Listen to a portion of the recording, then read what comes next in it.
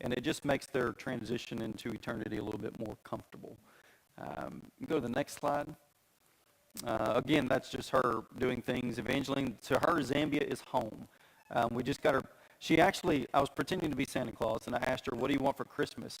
And she only listed off two things. One was magnetic blocks, and number two was her passport so she could go home. And last week, we got her passport.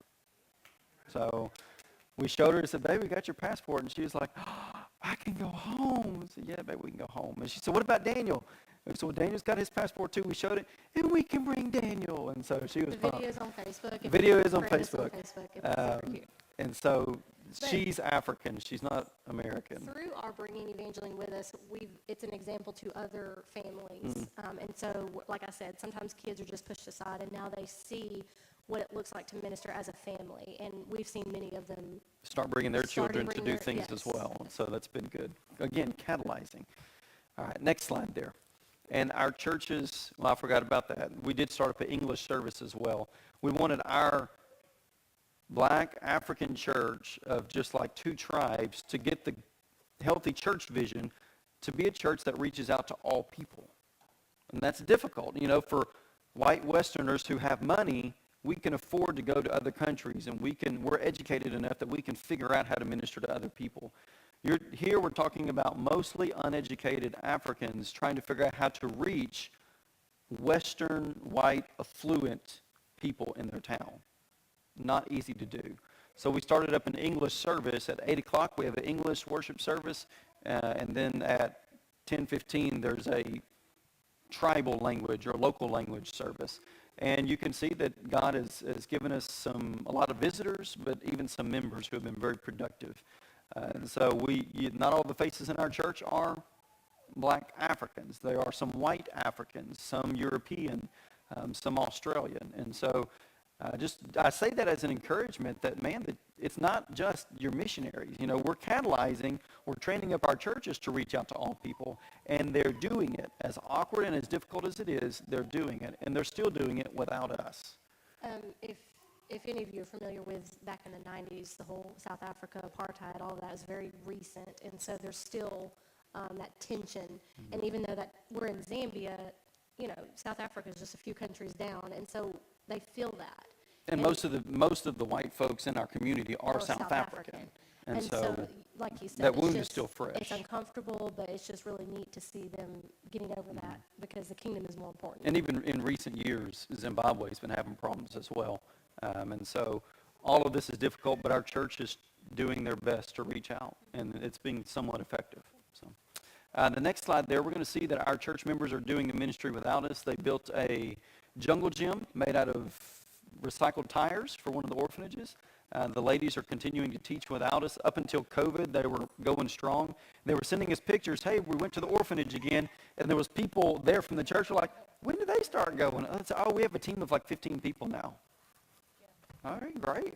And that was without us. So apparently they did better without us, which is great. That's what we want. Next slide. That's what we're shooting for.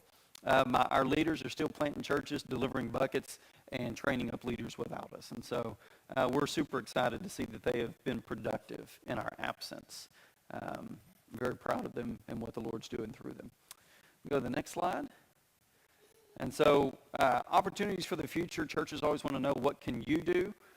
We do have a vision to do some job skills training for the orphans, for the abused women, and for pastors who are not well supported by their church, to give them a job skill that they can use to leave the abuser, or if they're orphaned, to be successful in life because they'll never get to go to college, or for the pastors to give them a way to have like a tent-making ministry, much like what Paul had. So they don't have to leave their village to go farm for a month and leave their flock unattended. They can stay in the community, ministering to their people and doing something from home. So if you have a job skill of any sort, whether it be electrician, welding, or carpentry, or quilting, or leather working, whatever it might be, those are things that we can use.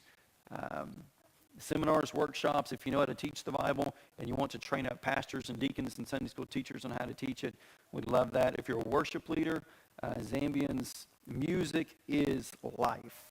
And they love to do it. They do it well. They harmonize. I mean, like I've heard 2-year-olds harmonizing, it seems like. They're incredible. But sometimes worship becomes a performance and not worship. And so it'd be great if someone would come in and just kind of give some biblical guidance on how to lead in worship and not just lead music. Or we always say, whatever you're good at. Whatever the Lord's gifted you at, it can be used for the ministry. Just tell us what it is, and we will tell you where it fits. Because we also have a refugee camp that needs youth ministry and children's ministry. Counseling, just prayer. They just need someone to love on them. And so there are tons and tons of opportunities. And if you want to connect with us, on the next slide, you're going to see our email address. And you can connect with us there through email. We also have a website there at the bottom, and that's also on the prayer card too. We give... The email address is not on the prayer card for some reason. So if you want our email address, write it down. But it's the same as the address, the N.A. Pivito, so Nicholas Alyssa Pivito, and then just put @gmail.com. But yeah, if you can write that down or whatever you want. We do send out a monthly newsletter. When we're on the field, we also put a calendar with a prayer request for each day. And it's not just a random prayer request. It is a prayer request based on what we're doing that day. If we're traveling, you're going to know it. If I'm out preaching in Kipupushi or if I'm going in Congo, you'll know that day. Or maybe the day before, because we're 7 hours ahead of you there. So if I'm going to travel Wednesday, I will tell you Tuesday, pray for me tomorrow as I travel here or there or teach here or there. So you're going to know, and you can actually know that day we're doing that. So now at this point, we're just going to let you ask questions, and we will answer whatever questions you have. Yes, sir. Mm-hmm. Mm-hmm. Okay. He's asking about the bucket ministry and what's in those buckets. I want to talk, I just have to keep clearing my throat. So those buckets contain toiletry items, bed sheets, mattress protectors, washcloths, chapstick, lotion. Vitamins, pain reliever pills. Oh, no, not pain reliever pills. Not but gloves for the relatives to use when they're treating them. There are toenail clippers, lip balm. I think you already said that one. Lotion for the bed sores, even pillow slips, washcloths, towels, soap, a toothbrush, toothpaste, straws. Which they've never seen straws before. And I always tell them, like, your loved one is laying down. How do you help them drink? They said, it's difficult. You got to pick them up and give them. I said, how about this? I showed it to them, and they're like, so they get a pack of 50 straws or 100 straws, and they're like, now this right here is going to help my grandfather and my grandmother. And so straws, little bendy ones. And I guess now if you go to Send Relief's website, I don't actually know, I should have looked into that, but used to, you could go to a certain website and they had a list, like a packet. Actually, is it a WMU website too? It may be. Maybe on the WMU website too, but there's a packing list and they tell you what to pack. And the buckets were packed by Southern Baptist churches. Like a church will volunteers in contact Send Relief and say, we want to make some of those hospice buckets. And then they'll tell you the list and how to do it. You pack it, you send it to them, and they'll ship it overseas. And so every bucket was actually hand-packed by Southern Baptist churches. Yeah. Because we pick it up and we're like, oh, great value. I know that's from Walmart. We see stuff that we recognize or equate, lotion or whatever. So we see things that we know. Any other questions? Yes, sir. So you talk about like the church that you work with in Sowazy. Mm-hmm. So was that an existing church? And y'all kind of...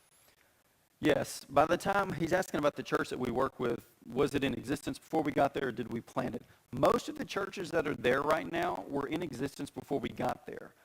There was no missionary that lived in Sowazy, except for there was 2 years where a missionary came, but he didn't get to stay very long, him and his wife. But there was another missionary in the neighboring province in Copperbelt, and he felt strongly someone needed to work in that area. And so he would about 3 or 4 times a year come in, kind of do some trainings and encourage people. And so some of the churches that were there before we got there. And this was one of them. And it's like a 10-minute walk from our home. And so it's the church that we go to most often. Actually, most Sundays I'm out traipsing around the bush. Church that I go to most but often. yeah, that she goes to most often. She walks with the kids and goes there. Well, at the time it was the kid. Now it will be the kids, unless you're talking about goats. Sometimes them too. So yeah, that church was already there. And it's our biggest church. It's like more than 200 people. So yeah, they kind of set the standard for what all the other churches will do. So we put a lot of effort into that church to help them develop. And whatever they do, they start doing orphanage ministry. And now the other churches in our area are like, well, hey, why aren't we doing something? So we utilize that. Yes.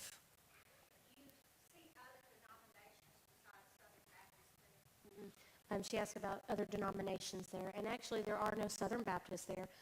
We are the Baptist Fellowship of Zambia. Baptist Fellowship of Zambia. And yeah, there are many, many other denominations. Among evangelicals, you have us, Baptist Fellowship, you have Evangelical Church of Zambia. I guess the Baptist Union is one. Baptist Convention. Baptist Convention. Yeah, you have got to different have multiple Baptists. You got several Baptists. But then you've got a lot of denominations, Seventh-day Adventists, Jehovah's Witness. You have some Mormons, not In the capital. yeah, not much where we are, but in the capital city. And then you have what we call fruitcake church. Oh, I forgot about Catholics. Catholics. Fruitcake churches, which are the churches that teach what I was saying earlier. That's New Apostolic, your Pentecostal, your Assembly of God, and then just whatever church that this guy wakes up in the morning, says he wants to be a pastor, and starts fire-breathing Baptist church, and it just... They call those types of churches neo-Pentecostal, and it's not, you think Pentecostal here, but this is like, I don't know. It's not what you think It's it not- is when you say Pentecostal. not American It's Pentecostals. neo-Pentecostal means new Pentecostal. It means the upgraded version, Which is and not for the better. Pentecostals here would not like neo-Pentecostal churches over there.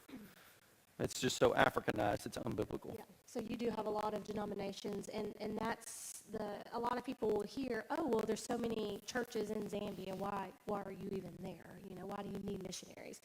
But the problem is that you have all these churches who are teaching a false gospel. And I think you mentioned that this morning. When you have a nation that is so poverty-stricken and they're searching for something to help them in the here and now, and these churches promise results here and now, and so they go there and they're hearing this false gospel, and really that's, a lot of what we deal with outside of our own churches is people who don't really understand the true gospel. So Yeah. we're there to share it with them. I mean, I've literally gone into communities where somebody said, we don't need churches there, and I just walk around and say, you go to church? Yeah. How do you think someone gets forgiven of sins? That is a difficult question. Oh, really? Well, how did you get forgiven of your sins? Well, I was born in church, and I was sprinkled on, so I'm covered. That sounded difficult, but it's also wrong. It wasn't difficult, and it's wrong. So you hear all kinds of answers. That's why, even though they know Jesus, they've never heard the gospel. They know the name, but they don't know him. And so it's much like Texas. I was born here. I was raised in this church, therefore I'm a Christian.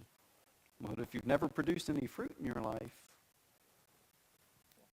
where's the evidence? So, yes, ma'am.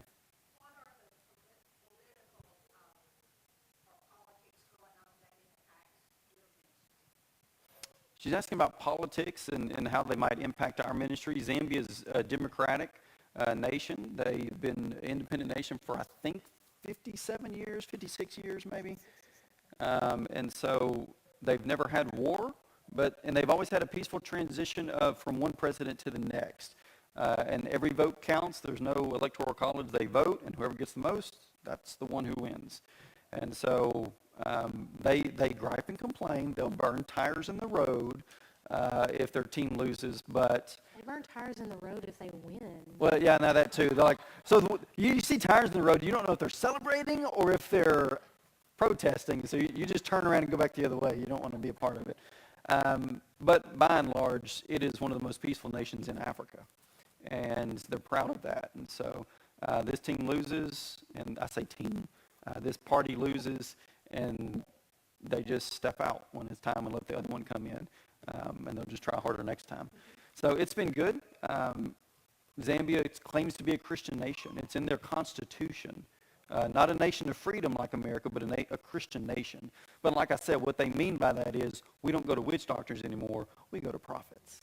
And that's what they mean by that. But That frees us up to do whatever we want as missionaries. That's what I was going to say. It's easy for us as missionaries, if mission teams come in and they ask, that's always a concern. What do we tell people at the, at customs and borders? Why are we here? We say at Zambia, you can tell them, oh, we're here for a mission trip, or we know some missionaries. And We're here to volunteer. And then that would probably get you through faster, because they'd be like, oh, all right, come on in. Yeah, They like they're it. super friendly. Yes, sir. Do you have to go through any type of customs or anything when you go into Congo, or do you just drive a little dirt road across? No, sir. It used to be that way. No, I have to drive 5 hours down the worst road I've ever driven on, and I hate it every time I do it. My body starts aching thinking about it, because the Land Cruiser is pretty stiff. You're rocking and you're shifting constantly down this road. But when I get there, there is a immigration station that you have to pass through. I got to have a passport. But even before I get there, I'll need to receive an invitation letter from friends in Congo, take that letter to Ndola, a couple hours drive away from our house, I think 4 hours drive away from our house, apply for it, pay $300 for a visa. That gets me in for 1 or 3 months. Then drive to the border, and I can go in and out for 3 months. But then every time I go in, they search my vehicle inside and out. They search every bag. Congo is suspicious of everyone, especially white folks who come in and they don't know if I am party to some of the wars that are going on up north. They don't know if I'm a journalist who's saying he's a missionary, but he's really going to take pictures and sell the pictures for money and all this kind of thing. And so even though they know me, the ones who knew me, they still search me every time.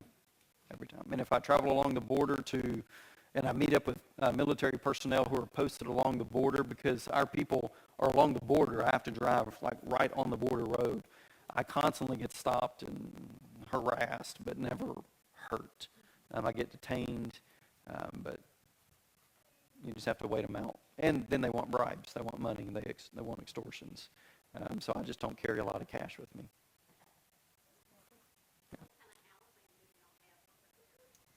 We actually have a picture. Can y'all Go through the pictures till you see the house. How about that? It's continued, probably one of the first. Yeah, there you go. Oh, yeah. She's asking about housing. So the picture on the right is actually our house. And so it was built back in the late 80s, early 90s. Early 90s, I And think. so it is owned by the International Mission Board, so we don't have to pay rent or anything, but it's a 3-bedroom, 2-bathroom house, living room, kitchen. I don't know how many square feet, 1,600 square feet. And we have how big is our yard? About an acre? It's a little over an acre, about an acre and a half So we have a yard. good-sized plot that we live on. Running water, electricity. most of We the actually have time, most of the time. I think it's a 6,000 liter tank in the ground, and then I think a 3,000 or 4,000 liter tank up in the air, so that when the water inevitably will go out, we still have a source of water that we can use. So yeah, we live in a good, and it's cinder block cement, Yeah. covered, painted house. And so that's most common what you'll see in town for, I guess, more affluent people. And then you have areas of town, the bottom 2 pictures on the left, it's kind of hard to see. Well, the one on the very, very left is also a brick. It's mud brick that's been plastered with cement. And those are mostly found in the compounds. Now, for us, we have an 1.5 acre plot. And where we live, you have other people who have maybe not quite, I think our yard's probably the biggest out of By everyone. far the biggest. But they still have decent-sized yards. Our house was the first one in the area, so the IMB kind of bought like a decent-sized plot, and then everybody else has. Built around it. You can see it on Google Earth. It's like, there's the Pivotos, and then there's everybody else. But then you just cross over and you get into the compounds, and those are houses like the mud brick house, and they are just side by side by side. And it's really interesting. If you look on Google, if you know how to do Google Maps, you should look up Solwezi, Zambia, and zoom in, and you'll see. It is massive. Now, when you get out into the villages, you have a mix of the top picture. I guess I could look up there because the top picture is sticks and thatch, and then also that bottom picture, you find that too, the mud bricks that are not cemented over. And typically those houses are one or two bedroom houses. Like you'll go in and you have like a little sitting area, a very small sitting area. About the size of just this little, And, you can know, put a it's couple it's couches, yeah, you can put a couch you or know, something, but and then to the one to bedroom to the right, yeah, one to the left. and it's just a very small living area. So, food. If anybody wants to know about food, here we go. Okay, y'all want to know about food? Sir? We do. Yes. Oh no, we don't like them. We have them. The dried caterpillars. Oh, yes, yes. No, we had the Mopani worms, yeah. No, we don't like them. No. They love them. And then the flying ants that come out at the beginning of the rainy season, they love those. They'll run around catching them. And anyways, yeah, we don't really care for that stuff. But here what you're seeing on the bottom left, that little pile of white stuff on that plate, that is nshima. That is the food of Africa, I think sub-Saharan Africa. They all call it something different. We call it nshima in Zambia. And it is white maize that's been dehydrated in the sun, shucked off the cob, milled up, and then they cook it like grits with just water. And then they put so much of the meal that it becomes moldable in your hand. And you can mold it, or you kind of ball it up and dip it into the green stuff, which is like greens. But that one particularly is called rape. It's just another type of greens. And then there's pumpkin leaves, which you can eat your pumpkin leaves, and that's her favorite. I love pumpkin If you want to know how to cook them, we can teach you. Pumpkin leaves are actually, it's a green. They're You can so eat good. it. You're wasting food. And then beans in the bottom middle picture on the right, there's some beans. On the left, there's rice. Rice is actually a little more, it's more expensive. It's considered the Right, food of that the bottom wealthy. Picture, not the very right. The bottom one, bottom picture, Center white picture. bags on the left. Yeah. And then yeah, right. And then, of course, you always have chicken. On the right there is kapenta, which is basically minnows that have been dehydrated in the sun on the roof of somebody's house. And you can smell them a mile away, and they taste like they smell. And when Evangeline was 2 years old, she fell in love with them and would eat them like potato chips. We had a friend of ours when we went out to a conference one time, and I don't know if we had kapenta or if it was It was the regular kapenta. fish. No, it was kapenta. But he specifically, we call him Uncle. So her uncle, he thought, I'm going to treat Evangeline. He bought some Potatoes. So potatoes they made her into French fries. which they don't do. And then he also got some Hungarian Hungarian sausage sausage. and cooked that for that's special meal for That our was little for girl as well, Evangeline. And he brought it out, and we sat down. He walked off, and she looked at it, and she said, "No, I want my fish." And so we were like, "We'll take the sausage and the French fries. You can have the fish." And I started breaking the heads off the fish, and she said, "Daddy, my eyes, my eyes." She wanted to be So whole. Daddy gave her back her pile of eyes so she could eat it. Eat the So, whole fish. I don't think she's going to do that when we I get don't think so, because she's become much pickier now that she's gotten older. Yeah. Yeah. And then the top left, you'll see that little claw there. mine. That is That was my surprise the first time we went out to a village. that was a cane rat, which Uncovered is like a it for you. nutria rat. Yeah. There it was. And then we also eat the moles, the ones that make the little piles of dirt in your yard. These Those are actually really, really good. And I'm not joking. The cane rat It's edible. it's edible, but it's but the moles are actually really good. But this is stuff that we eat when we're out, and this is stuff that our Zambian friends eat mostly. And they love it. In our house, we can cook American food. Oh, We've yeah. got grocery stores. Chicken fried steak, gumbo, yes, Mexican food. Yeah, well, Mexican food. Everything's from scratch, but we can do what we're used to. Yeah. Anyways, any other questions? I don't want to go, longer than what y'all want us to. It's already after 7. We're okay with staying. It's totally up to you how long you want to go. That's the rooftop tent. We got special gifts from a church, which basically means that they made a donation specifically to our ministry, and that allowed us to buy a rooftop tent, which was huge for me because I got tired of pulling out a tent and putting out a tarp and putting the sticks in the tent and putting it up and doing all of that, putting my mattress in, and that's just for one night. And then I got to take it all down in the morning and go to the next village and do it again. This thing, it just folds. Done. I mean, I park, I take off the cover and unfold it. When it goes up, the sticks go up, and the mattress is actually already in it. And it's in my pillow, my blanket, everything's in it, sleeping bag. And then whenever I'm done, I take the ladder off and push it over, and it folds back, put the cover on it, and I'm good to go. And it puts me above where the mosquitoes with malaria typically are, and it puts me out of the reach of other bugs and things like that. And it frees up space in the vehicle for other equipment. So that has been huge for us. Yes, sir. Okay. Go to the next slide there. I think it's the next slide. Those are all pictures that we've taken, but not in our area. These are in game parks. These are in game parks. In our area of Zambia, the Kaande people are notorious hunters. And back in the 90s, they found out that they can make money off of killing these animals, selling carcasses to Westerners. And also they were eating the meat, and so they pretty much killed everything. When they got a hold of guns, that was it. And they poached everything down. But you can still see animals in the game parks. And the largest game park in Zambia is just south of us. But I have driven as far as 10 hours south, and I've still not reached the game park yet because it's crazy roads to get to it. Yeah. It's been really neat we were just talking about this at lunch, that, Evangeline and Daniel now, they don't get really the opportunities that a lot of American kids get, but, they can see. School sports, music yes. classes. But they get to see wild animals. They get to go walking with giraffes, I mean, this is at a game park that we just got out of the car, and there's a giraffe walking down the road. Pet a zebra from the car. That was in the game. And these are wild animals. These are not like, hey, Yeah. a petting zoo. It's not a petting zoo, but this. Okay, now the lion was. That was. But he still bit me. She Right took after I that took that picture, picture. and right as soon as she took that picture, he latched onto my arm. I still got scars. But, yeah. But one of the neat stories about animals is that zebra picture. We were in a game park, and it was this baby zebra walking down the road, and we noticed claw marks on its hindquarters. Both of them. He had gotten attacked by a lion or something, and separated from his herd.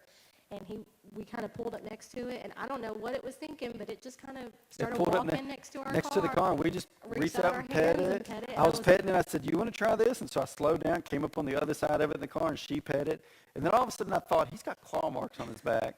There's a And lion he's separated around from his herd. somewhere. We might ought to roll up the windows and keep going. So, but yeah, It was we got really cool. yeah, lots of little fun stories. Any other questions? Yes, sir.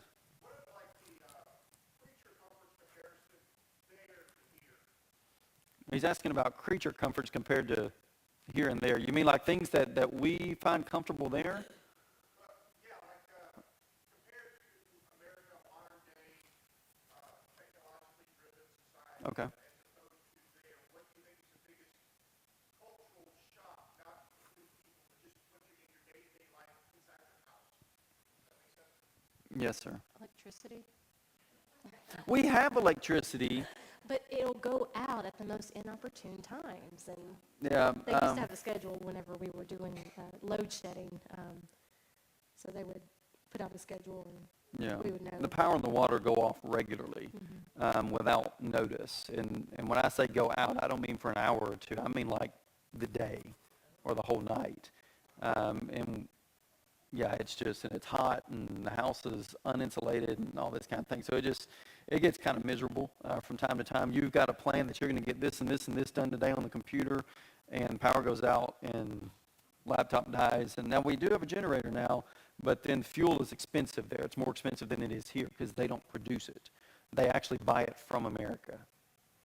So the oil comes from North Africa, north of Africa, comes here. You make it into fuel, and then Zambia buys it back, and it just drives up the prices. So we try not to use the generator much. But yeah, we do have internet there.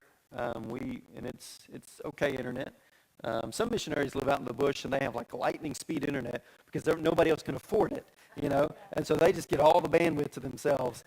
We're in a town with 160,000 people and a bunch of copper miners and a lot of Zambians who all have internet because they work at the copper mine and they get money, and so we don't get to have the fast internet, but we do have internet. So we have a lot of the same stuff that you have here. It just runs slower or breaks down all the time. Yeah, we have TV. We used to have like a satellite service, but we found that we just didn't really care for the programs that come through on their services, and so we just didn't renew it. And we would like to use internet so we can get TV that we like, but internet's expensive to use that much, and it's not so fast. And so we just do DVDs. in the dark ages. We buy DVDs here, and we bring them back, and we watch them. Yes?